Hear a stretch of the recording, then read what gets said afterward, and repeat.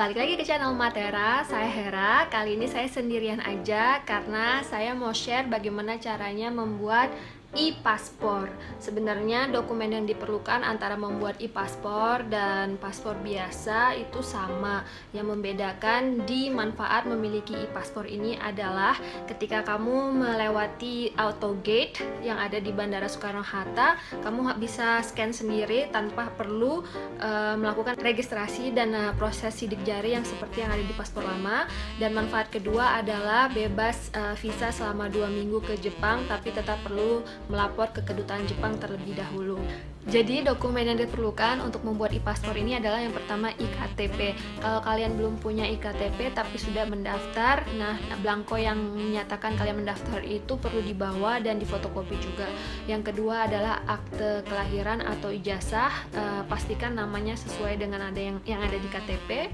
Yang ketiga adalah kartu keluarga yang untuk kepala keluarga ya, karena ada yang bawa kartu keluarga untuk kelurahan yaitu nomor 3.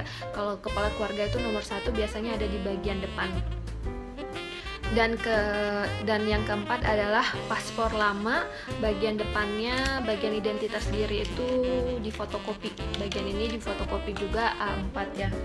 Terus untuk jaga-jaga fotokopi juga buku nikah. Jadi untuk saya sendiri sebenarnya paspor lama saya ini baru berakhir Oktober 2017. Cuman pada bulan lalu saya berencana untuk buat visa long séjour atau visa jangka panjang di Perancis, dan pada saat itu diperlukan paspor baru yang berlaku lebih lama ya, karena kalau Oktober ini nggak bisa lagi sudah ditempelin visa. Jika paspor kamu masih punya jangka waktu lebih dari 6 bulan, kamu tetap bisa mengganti ke e-paspor asalkan paspor lama kamu sudah pernah dicap atau sudah pernah pergi ke luar negeri sebelumnya. Saya pergi ke kantor imigrasi Soekarno-Hatta yang terletak di dekat Terminal 2 Bandara Soekarno-Hatta. Kenapa saya pergi ke kantor imigrasi Soekarno-Hatta? Karena di Bali itu belum bisa buat e-paspor, dan saya waktu itu mempertimbangkan antara kantor imigrasi Soekarno-Hatta atau kantor imigrasi yang ada di Jakarta Selatan di Mampang ya.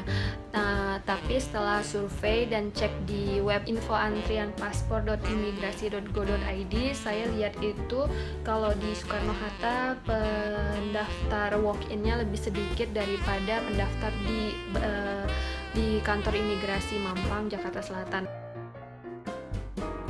Dan pembuatan e-paspor ini belum bisa via online, tapi untuk paspor biasa sudah bisa online untuk pendaftarannya.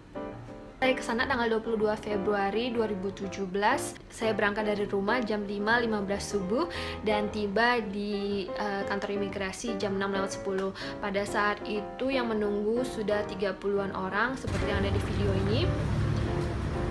Dan saya dapat tempat duduk di lantai, di ngemper gitu ya, karena tidak ada nomor antrian. Jadi posisi duduk atau berdiri itu adalah posisi antrian kita untuk masuk mendapatkan nomor antrian. Nah, pada pukul 7.30 dua petugas keluar dari kantor imigrasi untuk membagikan map warna kuning serta formulir seperti ini. Nah, di bagian nomor 1 untuk permohonan, jika kamu ingin mengganti dari paspor lama ke paspor baru, di bagian B kamu perlu centang aja, nggak usah diisi nomor.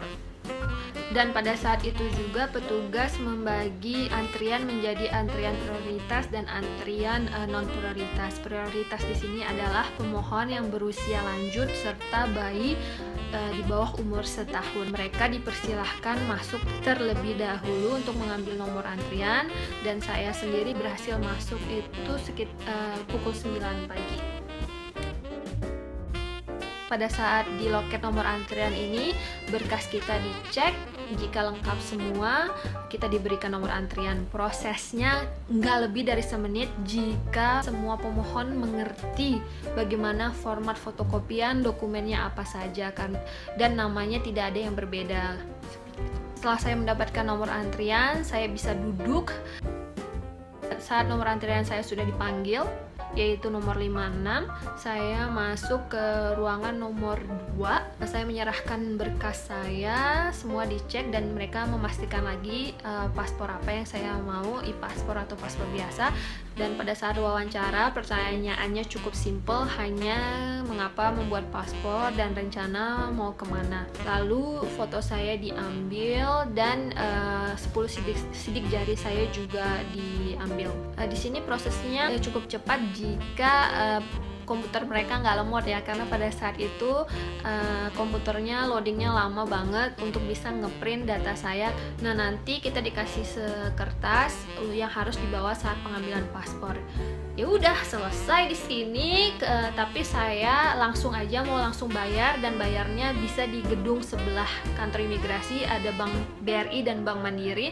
Bank BRI yang paling dekat, dan saya bayar di sana sambil menunjukkan form ke petugas security yang membuka pintu, dan mereka membantu pengisian form. Antriannya nggak banyak juga di bank ini, jadi cepet banget, dan pukul 10.30 semua sudah selesai. Jadi biayanya adalah Rp655.000 dan berlaku selama 5 tahun.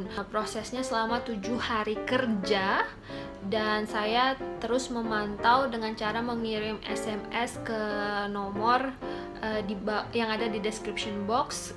Mereka punya layanan namanya SMS Getaway. Di sini kita bisa mengirimkan SMS untuk menanyakan status permohonan, info antrian. Info antrian mereka juga ada websitenya.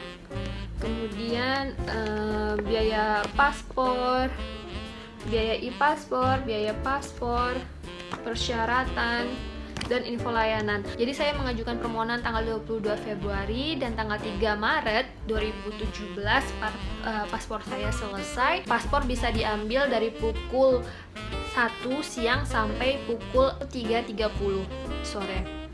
Di dalam benak saya waktu itu ya udah mungkin ngambil ya tinggal ke counter pengambilan, serahkan bukti pembayaran dan bukti pengambilan. Ya udah, ternyata ketika saya buka pintu, wah, itu seperti pasar ikan yang semrawut banget. Dan nggak ada sistem sama sekali, hanya ada satu petugas, dan pengumuman nama pemilik paspor itu nggak pakai pengeras suara. Jadi kita harus benar-benar merhatikan apa yang diomongkan petugas itu.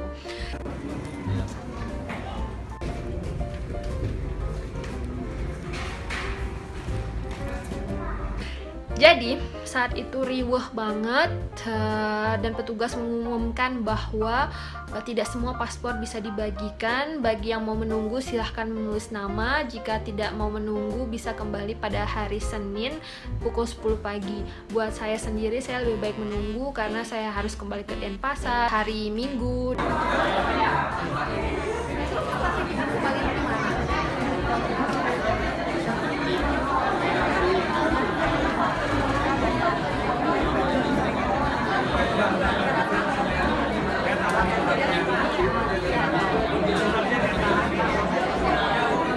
Jadi saya tetap menunggu, dan akhirnya pukul 5 sore paspor saya berhasil saya dapatkan.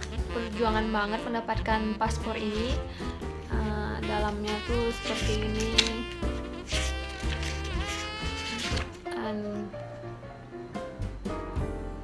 Namun bagi kalian yang super sibuk dan gak bisa balik lagi untuk ngambil, kalian bisa minta diwakilkan orang lain untuk pengambilannya dengan syarat memberikan surat kuasa, KTP dari pengambil paspor itu, serta bukti pembayaran dan bukti terima yang diberikan petugas imigrasi saat wawancara dan pengambilan foto ya.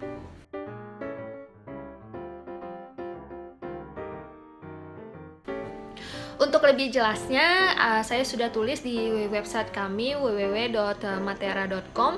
Di sana udah jelas, sama seperti yang saya share di sini, tapi ada link-linknya, persyaratannya. Kalian bisa screenshot aja, dan jangan lupa juga tulis komen kalau kalian merasa blog post itu bermanfaat.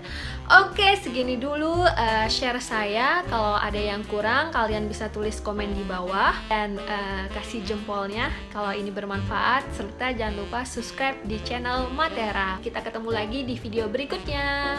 Dadah!